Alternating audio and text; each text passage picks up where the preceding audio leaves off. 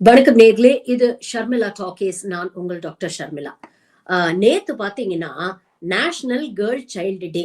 இதுக்கு பிரதமர் நரேந்திர மோடி அவர்கள் ஒரு ட்வீட் போட்டிருக்கிறார். On National Girl Child Day, we salute the indomitable spirit and accomplishments of the girl child. We also recognize the rich potential of every girl child in all sectors. They are change makers who will make our nation and society better. Over the last decade, our government has been making efforts to build a nation where every girl child has the opportunity to learn, grow and thrive. அதாவது கடந்த 10 ஆண்டுகளாக மோடி அரசாங்கம் பெண்களுக்கான வாய்ப்புகளை ஏற்படுத்தி அவங்க படிக்கிறதுக்கும் அவங்க நல்ல முறையில வளர்றதுக்கும் நல்ல ஆக்கப்பூர்வமான செயல்பாடுகளை ஈடுபட்டு ஒரு எஃபெக்டிவ் சிட்டிசன்ஸா அவங்க வர்றதுக்கும் மோடி அரசாங்கம் பாடுபட்டு இருக்கு அப்படிங்கிற ஒரு பதிவு போடுறாரு. பிரதமர் நரேந்திர மோடி போட்ட அந்த ட்வீட்ல எந்த அளவுக்கு உண்மை இருக்கு அப்படிங்கறத நாம கொஞ்சம் திரும்பி பார்க்கலாம்.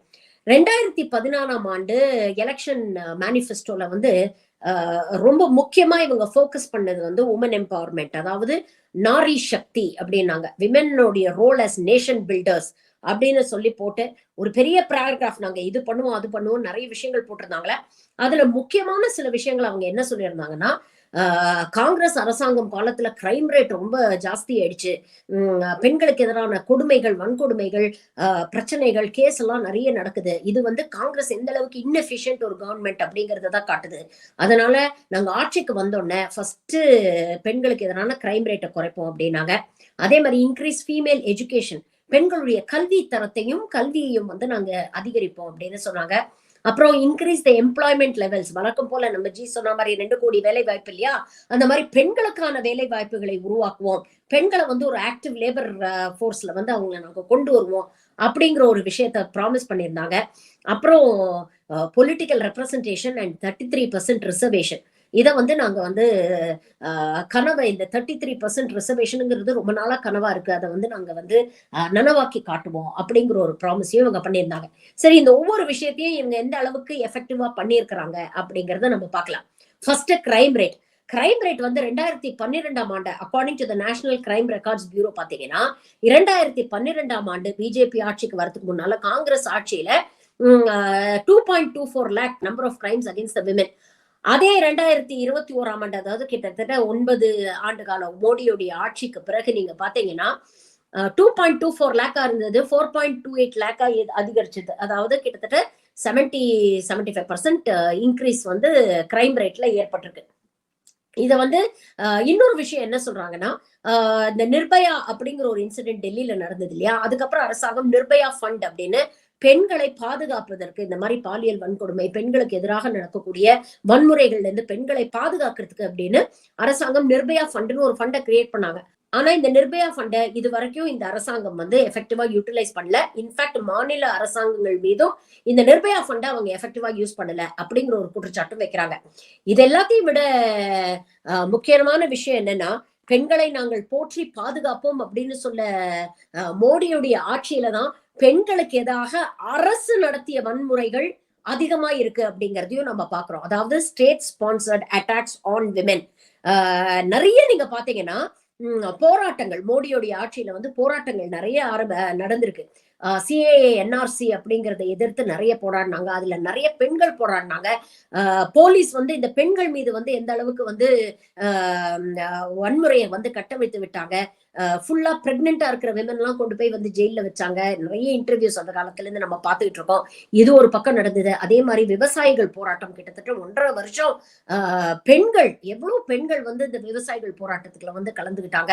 ஆனா கொஞ்சம் கூட ஈவிரக்கம் இல்லாம இவங்களை எல்லாம் ஆன்டி நேஷனல்ஸ், அர்பன் நெக்சல்ஸ், காலிஸ்தானிஸ் அப்படின்னு எப்படி மோடி அரசாங்கம் இந்த பெண் போராளிகளை அசிங்கப்படுத்தினாங்க, அவமானப்படுத்தினாங்க அப்படிங்கறத பாக்குறோம்.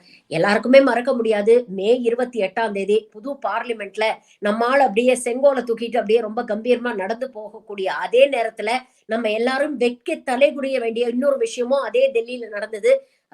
மல்யுத்த வீராங்கனைகள் போராடிட்டு இருக்கும் போது அவங்கள போலீசார் எப்படி தரதரன்னு இழுத்துட்டு போனாங்க அப்படிங்கிற போட்டோவும் அதே நாளில் வைரல் ஆச்சு அப்படிங்கறத நம்ம பாக்குறோம். இது இல்லாம சொல்லிட்டே போகலாம். இன்ஃபேக்ட் ஒரு படி மேல போய் சொல்லணும்னா, போலீஸ் தான் பெண்களுக்கு பாதுகாப்பு கொடுக்கணும் அப்படின்னு நினைக்கிறோம். ஆனா பல பெண்கள் போலீஸ் ஸ்டேஷனுக்குள்ளேயே தான் வந்து வன்கொடுமைக்கு ஆளாறாங்க, பாலியல் வன்கொடுமைக்கு ஆளாறாங்க அப்படிங்கிறத தினம் தினம் வந்து நம்ம வந்து பாக்குறோம். கொஞ்ச நாள் முன்னால கூட ஒரு பெண் பாலியல் வன்கொடுமை செய்யப்பட்டு சின்ன குழந்தை தெருவுல நடந்து போகுது, உதவி செய்யறதுக்கு கூட யாரும் வரமாட்டேங்கிறாங்க அப்படிங்கிற ஒரு நிலைமையில தான் இன்னைக்கு நாடு இருக்கு அப்படிங்கிறது தான் இன்னைக்கு யதார்த்தமான உண்மை. அடுத்தது ஃபீமேல் எஜுகேஷனை பத்தி பேசியிருக்கிறாரு. அதாவது பெண் கல்வி. கர்நாடகால நடந்த விஷயம் நம்ம மறக்கவே முடியாது. ஒரு கம்யூனிட்டியை சேர்ந்த பெண்கள் ஹிஜாப் அணிஞ்சிட்டு வந்தா நீங்க ஸ்கூலுக்குள்ளேயே காலடி எடுத்து வைக்க கூடாது. படிப்பு உங்களுக்கு முக்கியமா இல்ல உங்க மதம் உங்களுக்கு முக்கியமா அப்படிங்கறத நீங்க முடிவு பண்ணிக்கங்க. பள்ளிக்கூடங்களுக்குள்ள மதமே வரக்கூடாது அப்படிங்கிற அளவுக்கு ஒரு பிரச்சனையை கிரியேட் பண்ணி அந்த பசங்களை படிக்க விடாம பண்ணி எவ்வளவு பிரச்சனையே இந்த பிஜேபி அரசாங்கம் செஞ்சது அப்படிங்கறத பார்த்தோம். அதே அரசாங்கம் தான் இன்னைக்கு ராமர் கோவில் திறப்பு விழாவுக்கு அதே பள்ளிக்கூடங்களில் இருக்கக்கூடிய குழந்தைங்களுக்கு வந்து ராமர் பத்தி பஜனை பாடுறதும், ராமர் பேர்ல பாட்டுகளுக்கு டான்ஸ் ஆடுறதும் அப்படின்னு அதே மதத்தை தான் கொண்டு வந்து பள்ளிக்கூடங்கள்ல கலக்குது அப்படிங்கறதையும் பாக்குறோம். அப்ப இவங்களுடைய டபுள் ஸ்டாண்டர்ட்ஸ் எப்படி இருக்குங்கிறத யோசிச்சு பாருங்க. And when it comes to female education, female லிட்ரஸில வந்து ரீசெண்டா 2 நாள் 3 நாள் ஒரு பதிவு போட்டேன். ஒரு ஏசஸ் ஸ்டடி அப்படிங்கிற ஒரு பதிவை பத்தி நான் பேசிட்டு இருந்தேன். என்ரோல்மெண்ட் ரேஷியோ வந்து அதிகமாயிருக்கே தவிர தரமான ஒரு கல்வி வந்து இந்த குழந்தைங்களுக்கு போய் சேருதா, அடிப்படை பேசிக் ஸ்கில்ஸ்க்கான கல்வி இவங்களுக்கு போய் சேருதா அப்படின்னு கேட்டீங்கன்னா இல்ல அப்படிங்கிறது தான் வந்து நிதர்சனமான ஒரு உண்மையாக இருக்கு. இதெல்லாம் வந்து பேச மாட்டாரு. ஒலிம்பிக்ல கோல்டு மெடல் வாங்கிட்டு வந்தா வந்து தேசத்தின் பிள்ளைகள், தேசத்துடைய வீர மங்கைகள் அப்படின்லாம் பாராட்டுவாரு. ஆனா அதே குழந்தைங்க உங்க கட்சியை சார்ந்த எம்பி வந்து எங்களுக்கு பாலியல் வன்கொடுமை செய்யறாங்க அப்படின்னு சொன்னா பிரதமர் அதை பத்தி கண்டுக்கவே மாட்டாரு, அதை பத்தி பேசவும் மாட்டாரு. அவங்க கிட்ட இருந்து டிஸ்டன்ஸ் பண்ணிக்கக்கூடிய ஒரு பிரதமர் தான் இன்னைக்கு இருக்கிறாரு அப்படிங்கறத நம்ம மறந்துடக்கூடாது. நெக்ஸ்ட் எம்ப்ளாய்மெண்ட், அதாவது பெண்களுக்கான வேலை வாய்ப்புகளை உருவாக்குவோம் அப்படின்னு சொன்னாங்க. ஃபீமேல் லேபர் பார்ட்டிசிபேஷன் ரேஷியோ பாத்தீங்கன்னா 2012 வந்து 27% இருந்திருக்கு. அதாவது பெண்கள் ஒர்க் போர்ஸ்ல பெண்களுடைய சதவிகிதம் அப்படிங்கிறது எப்பவுமே வந்து அது பெருசா இருந்தது இல்ல. ஏன்னா காலங்காலமா நம்ம பாத்தீங்கன்னா ஒரு ஆணாதிக்க சமூகத்துலதான் நம்ம வாழ்ந்துட்டு வரோம். சக்சஸ்ஃபுல்லா இருக்கக்கூடிய கவர்மெண்ட்ஸும் அப்படித்தான் இருக்காங்க அப்படிங்கறத நம்ம பாத்துட்டு வரோம். ஆனா காங்கிரஸ் ஆட்சியில 2012 27 இருந்தது. மோடியுடைய ஆட்சியில் கிட்டத்தட்ட 22.9% வந்து குறைஞ்சிருக்கு. இந்த 9-10 வருஷத்துல வந்து ஒரு கடுமையான ஒரு வீழ்ச்சியை சந்திச்சிருக்கு. வரலாறுலயே வந்து இது வந்து ஒரு ரெக்கார்டு அப்படின்ற அளவுக்கு வந்து சொல்றாங்க. இன்ஃபேக்ட் இதுல இன்னொரு வருத்தப்பட வேண்டிய விஷயம் என்னன்னு பாத்தீங்கன்னா, பெரும்பாலான பெண்கள் வந்து அன்ஆர்கனைஸ்டு செக்டார்ல, அக்ரிகல்ச்சரல் செக்டார்ல கூலி வேலைக்கு வேலை செய்யறாங்க. அவங்களுக்கு வேலைக்கு உத்தரவாதம் கிடையாது. வேலையே செஞ்சாலும் அதுக்கான வருமானத்துக்கு கூலிக்கு உத்தரவாதம் கிடையாது. எத்தனையோ மாநிலங்கள்ல இந்த எம்என்ரேகா ஸ்கீம்ல வந்து 100 நாள் வேலை திட்டம் ஸ்கீம்ல இந்த ஒன்றிய அரசு வந்து ஃபண்ட் ரிலீஸ் பண்ண மாட்டேங்குதுன்னு வெஸ்ட் பெங்கால்லாம் தொடர்ந்து போராட்டம் பண்ணிட்டு இருக்காங்க அப்படிங்கறத பாக்குறோம். அப்ப வேலை செஞ்சாலும் அந்த கூலிக்கான உத்தரவாதம் கிடையாது அப்படிங்கிற ஒரு நிலைமையில தான் இன்னைக்கு வந்து பெண்களை கொண்டு வந்து வச்சிருக்கிறாங்க. நாங்க முத்ரா லோன் கொடுக்குறோம், நாங்க இந்த கடன் கொடுக்குறோம், அந்த கடன் கொடுக்குறோம்னு சொல்றாங்களே தவிர இன்னைக்கு எம்எஸ்எம்இஸ் உடைய சிறு குறு தொழில்களுடைய நிலைமை எப்படி இருக்கு அப்படிங்கறதையும் நம்ம பாக்குறோம். உலகத்திலேயே வந்து விமென் ஆண்டர்பிரினர்ஸ் ரொம்ப கம்மியா இருக்கிறது இந்தியாவில தான் அப்படின்னு ஒரு சர்வேயும் சொல்லுது. சோ இதுதான் வந்து எம்ப்ளாய்மெண்ட்டை பொறுத்த வரைக்கும் இந்த அரசாங்கம் வந்து சாதித்தது அப்படின்னு வச்சுக்கலாம். அடுத்தது பொலிட்டிக்கல் ரெப்ரசன்டேஷன். நாங்க வந்து 17 வருஷத்துல இல்லாத அளவுக்கு கேபினெட்ல பாத்தீங்கன்னா 11 பெண் அமைச்சர்களுக்கு வந்து நாங்க வந்து பதவி கொடுத்திருக்கிறோம் அப்படிங்கிற அளவுக்கு கேபினெட் ஷஃபில் பண்ணும்போது நரேந்திர மோடி கவர்மெண்ட் வந்து ரொம்ப பெருமையா சொன்னாங்க.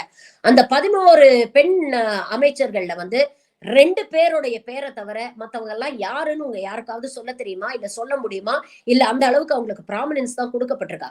நிர்மலா சீதாராமன், ஸ்மிருதி இரானியை தவிர மத்த அந்த 9 பேர் வந்து யாரு, அவங்க எந்த துறையில அமைச்சரா இருக்கிறாங்க, அவங்க என்ன பண்றாங்க அப்படிங்கிறதுக்கு எந்த விதமான ஒரு ரெக்கக்னிஷனோ இல்ல எந்த விதமான ஒரு அக்னாலஜ்மெண்ட்டோ இந்த அரசாங்கம் வந்து கொடுத்ததா நமக்கு தெரியவே இல்லை.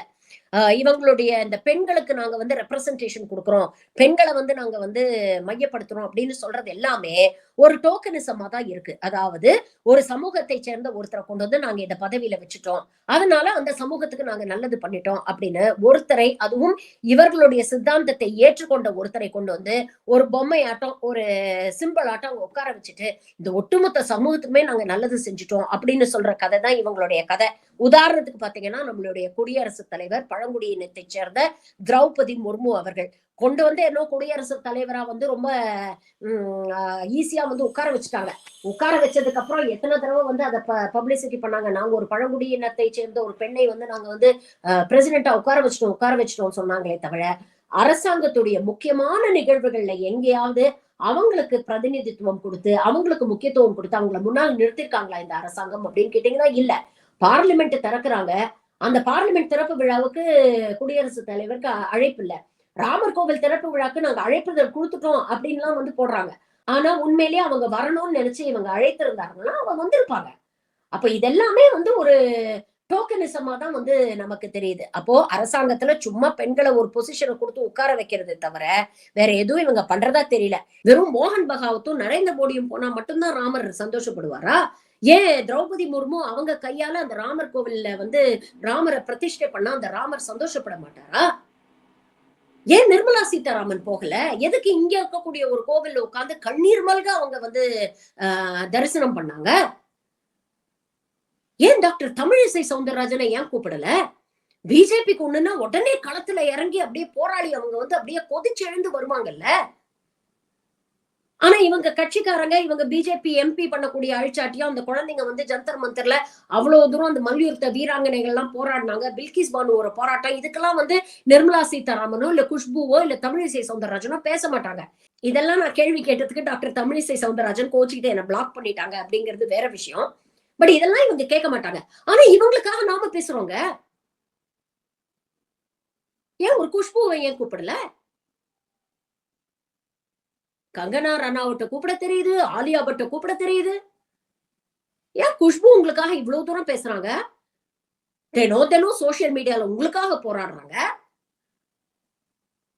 தன்னை ஒரு ஏத்திஸ்ட், தன்னை ஒரு பெரியாரிஸ்ட்னு சொல்லிக்கிறவங்க இன்னைக்கு டோட்டலா சங்கியா, முழுதாய் சங்கியாக மாறிய குஷ்புவை பார் அப்படிங்கிற அளவுக்கு உட்கார்ந்து ராமர் பஜனை எல்லாம் பாடி வீடியோ எல்லாம் போடுறாங்க. அவங்களெல்லாம் நீங்க கூப்பிட மாட்டீங்க.